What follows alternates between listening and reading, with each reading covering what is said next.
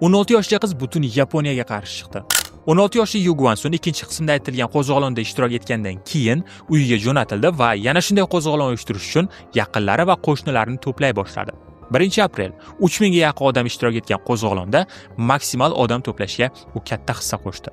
O'sha kuni yaponlar koreyslarni umuman ayab o'tirmadi. Shunday kelib birdan otishni boshlashdi. Natijada qizning ota-onasi ko'zini oldida halok bo'ldi.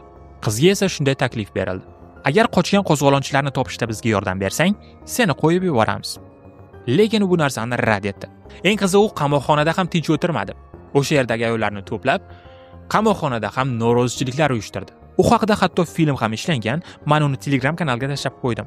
Endi uning qanchalik qiynoqlarga bardosh berganini tushunish uchun unga tegishli deb aytiladigan bir gapni eshitib ko'ring. Tirnoqlarim uzilgan, burnim va quloqlarim jarohatlangan, oyoq-qo'llarim singan bo'lsa ham, bo'g'riqlar menga ta'sir qilmayapti. Men faqat bitta narsadan afsusdaman. Men xalqim uchun faqat hayotimni berdim. Boshqa hech narsa qila olmadim. Agar yana 100 ta hayotim bo'lganda, men Koreya uchun bergan bo'lardim. Bu qiz 17 yoshda qamoqxonada vafot etdi. Keyingi qismda koreyslarning dini va ismini o'zgarishi haqida gapirib beraman. Shuning uchun kanalga obuna bo'ling.